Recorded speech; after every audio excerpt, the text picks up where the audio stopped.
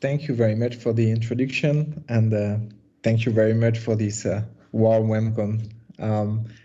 As you may heard with my accent, I'm French, so please apologize any English mistakes or whatever. Today I'm going to talk about how can we monitor athletes, both on the kind of load and the response to load, and how can we apply the new concept in professional sports. We will have three steps, quick. One will be about player monitoring and what is traditionally done in football clubs. Second part will be more, how can I say, new innovative methods, and how can we start thinking about more invisible monitoring in elite sport. And the last point will be how we done, and we will open quickly on the use of statistics and data visualization to convey the message.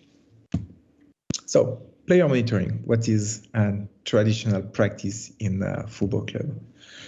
So before jumping in what is done, I wanted to go back to kind of load and training framework.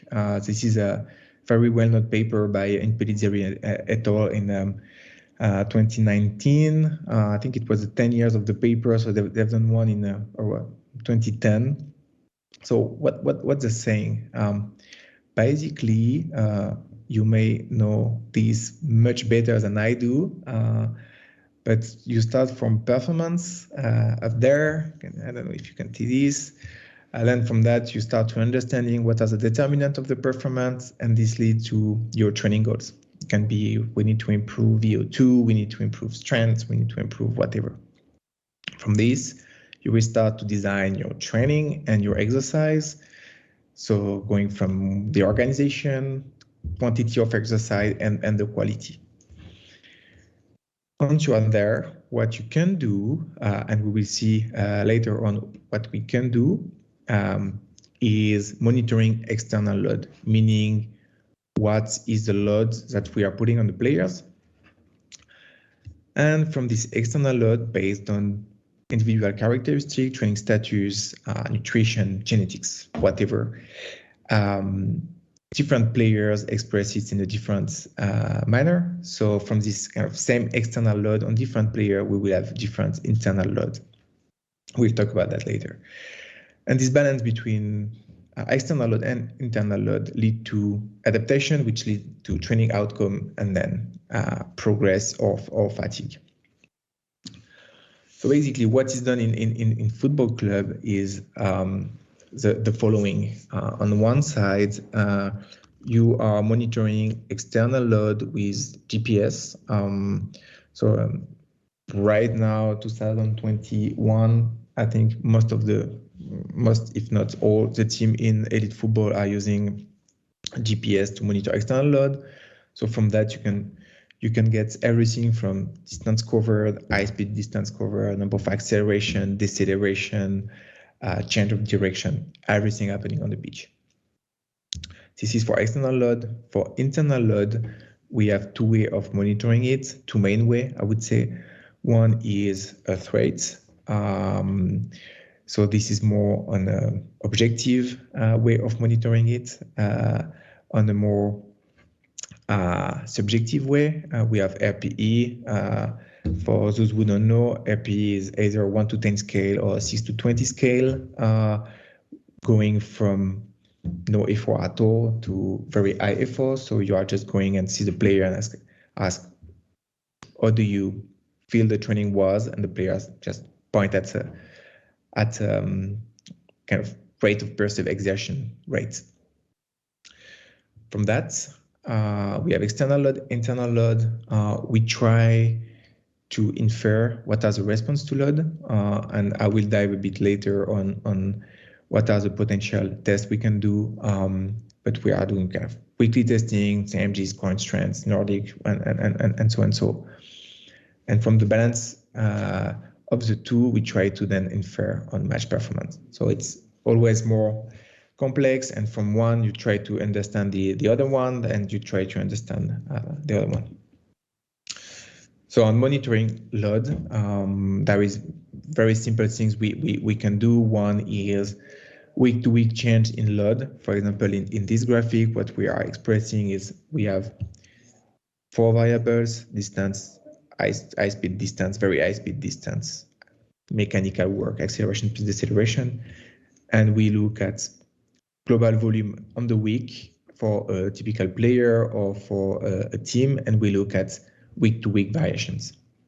So this is what was done historically. We moved to more contemporary approach called the acute-chronic ratios. I won't dive in that topic today, but kind of it's right now a controversial topic.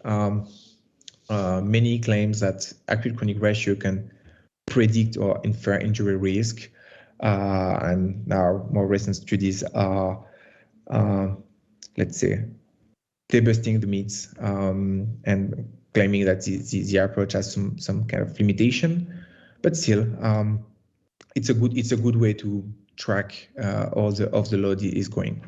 So basically, what we are doing it's kind of rolling average, can be exponential or not, but it's a rolling average around 5 to 7 days, depending on your context, and you compare this to your chronic load, which is your kind of rolling average load over a longer period, could be 20 days to more longer period.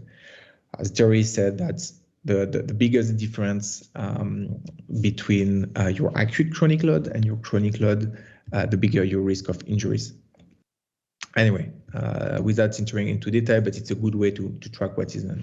So simple thing on training load. Now, how can we look at the response? There is many things right now done in a football club. The 2 or 3 main ones are, the first one are well-being scales. So basically it's based on Hooper papers.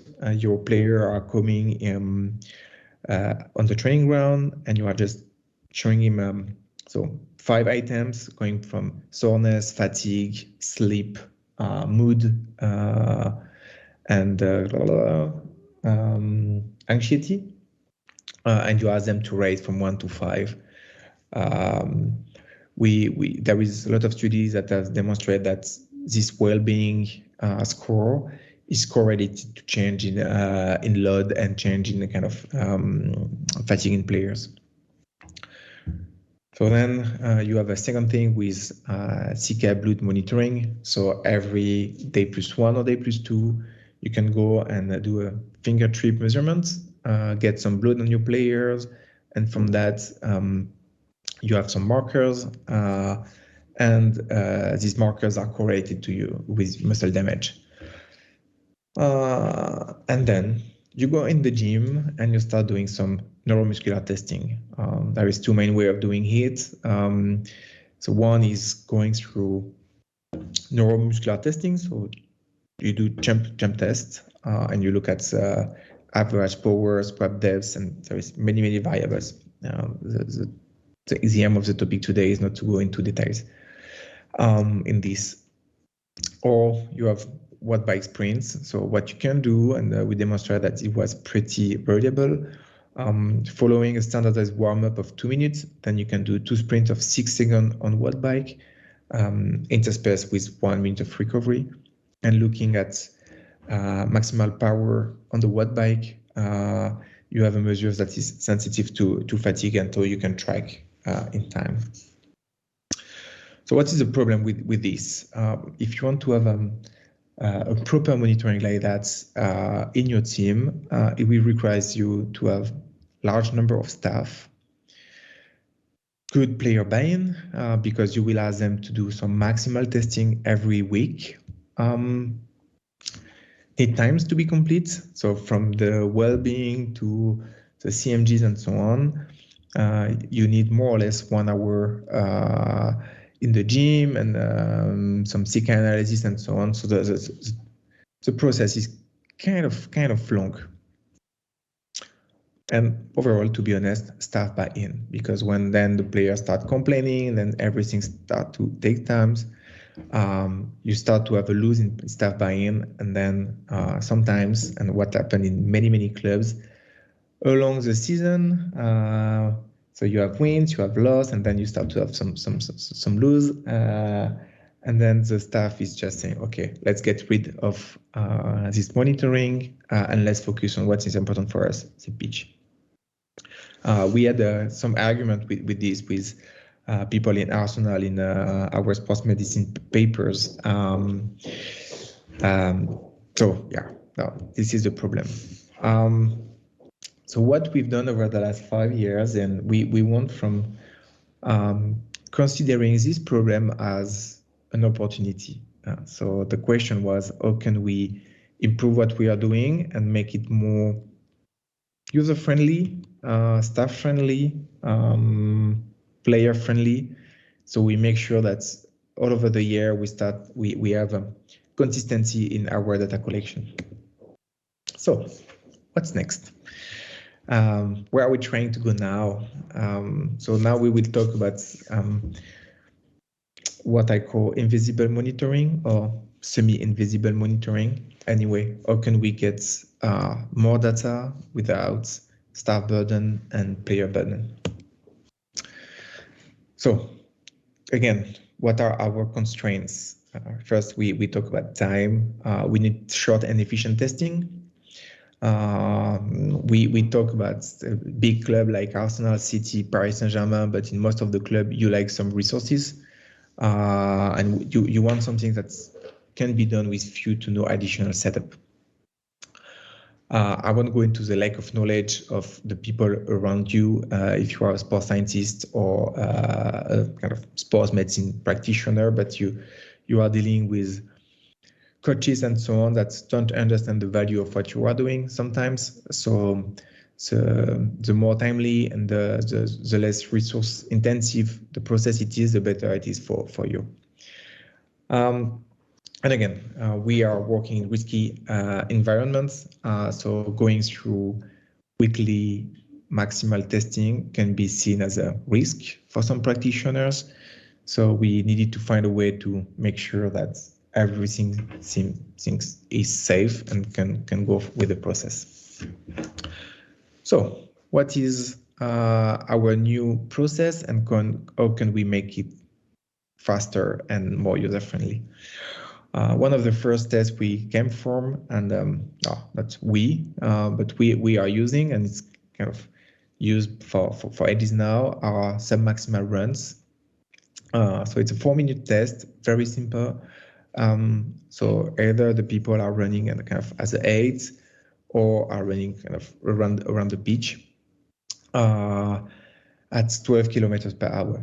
Can be 12, can be 13, can be 14, whatever. We choose 12 because it was more or less aligned with our LA4 thresholds in our players, and it was easy enough speed for warm up. So kind of 1 minute warm up, and then we go for 4 minutes of sub-max runs at 12 kilometers. What we do is we look at the earth rate during the last minute. So basically the earth rate needs around 3 minutes to stabilize, and we look at the last minutes of the earth rate. We weigh this for outer temperature, and we look at this number as a kind of fitness marker. Basically, we can look at the data like that. So this is dates. We have heat temperature.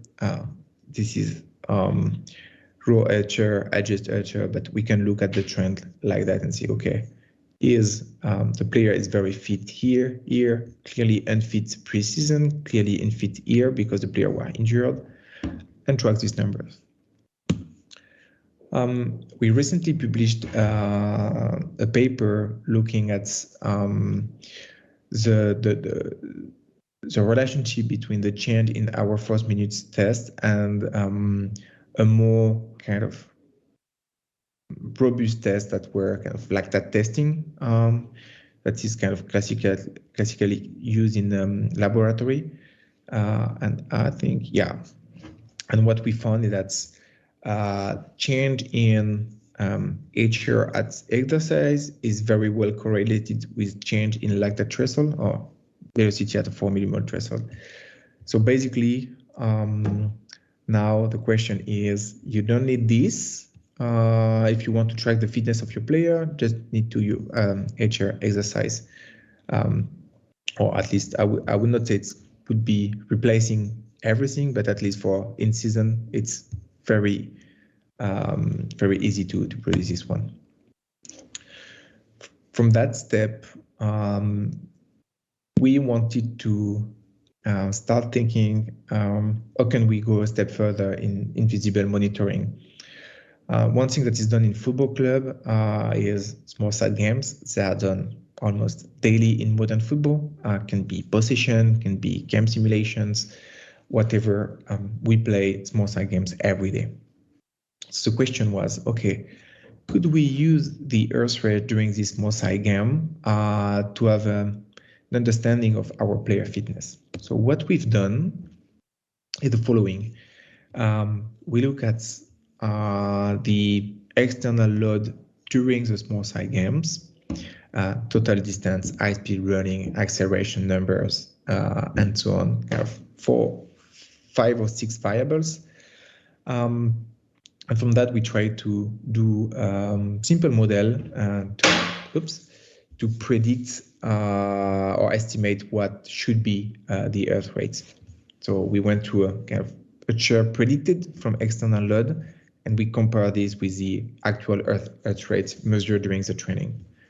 And so what we have is a pretty strong correlation between both of them, meaning good, model is pretty nice, but we still have variation in this model. So our hypothesis was that this variation could be due to player fitness. So player being up here would be that their predicted earth rate is above the actual earth rate. Or saying the other side, the real earth rate would be below the predicted one, meaning the player are fit. And on the other side, you have the actual earth rate that would be higher than the predicted one, so the player were kind of unfit. So this is just a case study of going from pre-season to in-season, and we can see that, okay, it's a bit noisy, but if we look at the trend, we start to have, okay, pre-season here pretty unfit, going to kind of noisy, to in-season player pretty kind of fit. And if we look at here are the stars were our more standardized 4 minutes run, and we can see that the values are pretty well correlated with the 4 minutes run. So we want to look at within change in earth rate runs and within player change in kind of HR delta. So the readiness index, and we look that there is a kind of pretty good correlation, and we can have a simple quadrant where players are moving during the season from generic unfit. So I'm very unfit during the 4 minute run, and I'm very unfit from the small side games. Then the players are moving here. So early in season or end of the preseason, they start to be quite fit on the 4 minute run, but at the same time, they are quite unfit on the small side games. While in season, they are moving more here, where hopefully, and most of them are fit on the 4 minutes run and fit on small side games. So, and in end, it's a more, as we can see here, noisy measure, but we are able to collect more data points on a daily basis, fully invisible. So bringing kind of both sides of the spectrum with the 4 minutes run and the daily HR index give us more information. Again, what were the limitations of this paper? we went with a very simple stepwise individual regression. So there is still noise in the model, and I'm pretty sure that we could go with more kind of complex machine learning models. This is something I want to investigate in the kind of coming months. We didn't take into account the time of the drill in the session. So basically, if the position was done as one of the first drill in the session or one of the last, it was the same thing for us. So we didn't take into account the kind of slow VO2 components that could play a role in kind of Earth race responses. And again, we had small sample of data, and we just use average HR, no eye trim possibilities. So yeah, I'm open for collaboration if anyone wants to work on this, because I'm pretty sure we can improve the model we have done. So this is for fitness monitoring. Now I'm going to the other side, more looking at neuromuscular status. We think about the test that could be done in kind of 3 minutes, and taking most of the data that we collect during training using GPS. So a GPS is, so you have many things in it. We call it a GPS, but we have many things into it. Obviously GPS chip, but as well we have accelerometers into it. And these accelerometers allow us to capture all the kind of body movements in the 3 axes. So we went with kind of very simple four box-to-box runs at a higher speed, 20 kilometers per hour, 22 kilometers per hour. So it's done in 2 minutes. So you run at 12 second run, then you have a 33 seconds recovery. You do it 4 times. So basically it's like that. You run, you walk, you stop, you run, pop, pop, pop. And we look at, this is acceleration, and we look at accelerometer's value. What we are doing is we look at the vertical acceleration given by the accelerometers, and we normalize that by the speed, the running speed. We've done a study to look at the 2 things. One was the convergent validity. So here you have the data from our box-to-box run, and here downstairs you have a more classic leg stiffness test. And we've seen that there was a pretty large relationship between both measures, which is good, meaning that there is convergent validity in kind of both leg stiffness measure. And then what we've done is we went through pre-post testing. So start of the week, very heavy week in terms of load. And at the end of the week, we retest the players. What we've seen is that there was substantial increase in the values observed, meaning that the test is sensitive to fatigue. So basically, this is acceleration observed, and we take this. We look at the sum of these,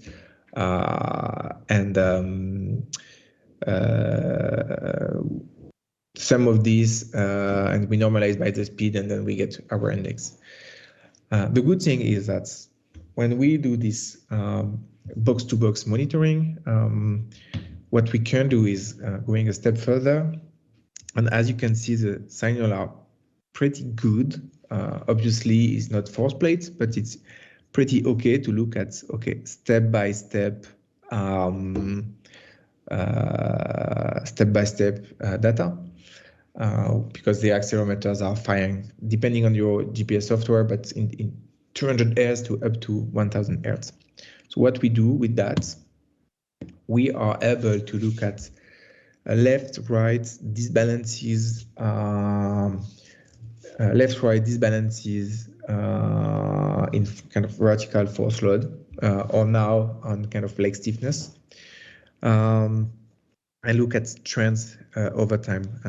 For example, in the middle, it's a pretty nice example where we've done a lot of box to box. So here was more on training. This is where kind of box to box, the player got injured, left foot injury, and we can see that there was a very large reduction in these kind of left foot force load, just because, yeah, left foot injury. And over the rehab, we can see that the numbers are slightly going up and up. So we look at these during acceleration, high speed velocity, change of direction during trainings sometimes. For example, knee sprain, we can have everything is okay for acceleration and high speed running, but for change of direction, we have spikes in data. So yeah, running this box to box run in 2 minutes gave us a lot of information. Now, one thing we start to investigate are the use of bioimpedance metry. So using tools like InBody. So what we can do is have a weekly assessment. So this takes 30 seconds to analyze the players. And recent papers. So one is Tindaro, who is working in my team right now. Another one was from a Brazilian team. They observed that regional phase angle. So mainly the phase angle observed by the InBody on the lower limbs, left and right limbs, were correlated with jump performance. So we've done a pilot study, so it was last year with Syria players, but so yeah, they are. So it's very early stage findings, but we have observed that body fluid distribution, so reflected by bioelectric phase angle, are correlated but could be correlated to muscle stature. Okay, I will dive into this one fast, but we went through fitness, neuromuscular stature, but now we can go even further with force velocity profiling. So far, when we wanted to profile our player for speed, we needed to use radars and kind of takes 1.5 hours to collect the data. Now using more advanced model and the fact that GPS accuracy is improving, what we are able to do is ask our player to do 2 maximal sprints, extract the data, then we can cut end of sprint, start of sprint pretty manually, and run the model and start doing this kind of force velocity profiling. If you are not familiar with force velocity profiling, you can go on GB Morin website. Everything is explained, and it's done way better than I could do in 5 minutes.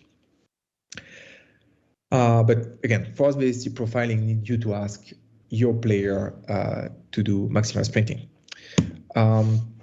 So a new way of getting more or less the same information is called now the in situ monitoring. So basically, you look at all the data in your training. You plot 2 things. One is here it's a running speed. Here is the acceleration.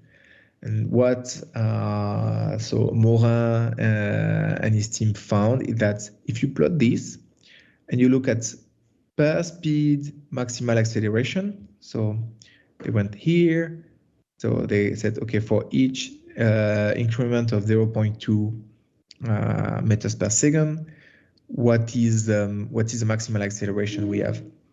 So they just took these points, and you have a pretty nice regression, and this regression gives you what they call the theoretical acceleration, I0, and the theoretical maximal speed. Both of them are pretty well correlated to the force velocity profiling. So what we can do from that is super simple, no testing. We just gather the data from the GPS, training and games. And on a weekly basis, we put everything in our models and we get this data.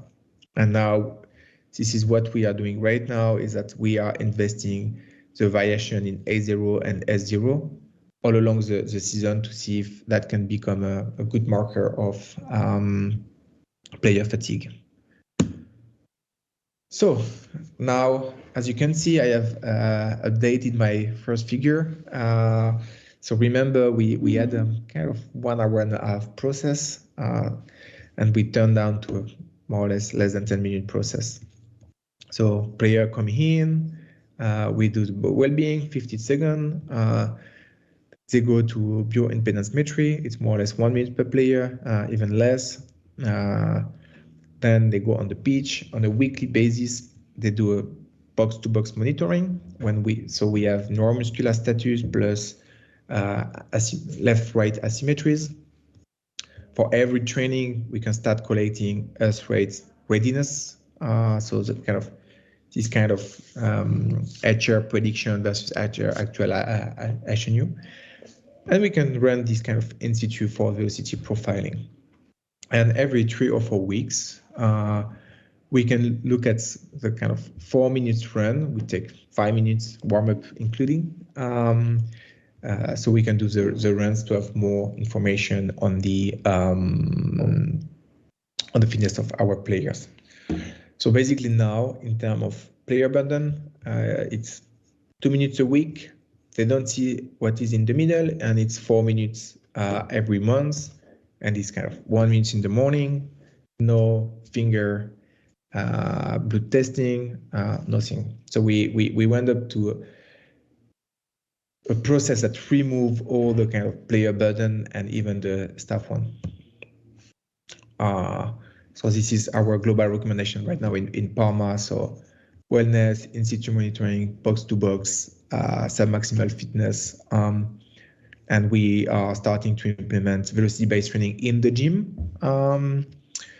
Again, when the players are training, we track some data, and we could have another 1 hour call about that. And sleep monitoring, we keep it on demand when we see that some players have kind of some fatigue or things like that. And I forget the in-body that we are testing right now. So we have done the data collection. I know I have just 5 minutes, and it's good because I have only 2 slides left. So are we done after the data collection? I just wanted to rehearse on 2 things. One is the importance of using good stats. Percent change are not good. Many people are using this. It's a good way to look at trends. But if you compare, for example, average change in CMG performance, week-to-week change is kind of less than 5%. For max speed, it's less than 1%, and CK can be up to 30%. So if you look at just percent change, you will be biased. So again, this is where I recommend going through other statistical technique, looking at what is your typical error of measurement, what is your smallest variance change, and start to understand what is the minimum detectable change. Because in the end, you will base your action based on your stats. And so having a good data collection process and poorly stats will lead you to take bad action. If you are the coach and you are managing the process on your own, you're good to go from that. But if you are a sports scientist, I want to rehearse on the importance of using good data visualization because the importance is conveying the information. So again, we have many ways of doing this, and it could be another 1 hour talk about that, but proposing efficient way of conveying the information and visual things, it's very important for us because in the end, all this process need to convey information and lead to action, and the people that will read your reports have not much time and be the coach of the head strength coach. So they need to have information in a timely manner, very simple to read, very simple to understand, so they can act on that. So if you have all of these, I think you are not you are on a good track, I would say. There is many other things to do, but at least you have something to start. So thank you for your time, and I hope you enjoyed the talk, and I was not too long. And I'm open to your question right now.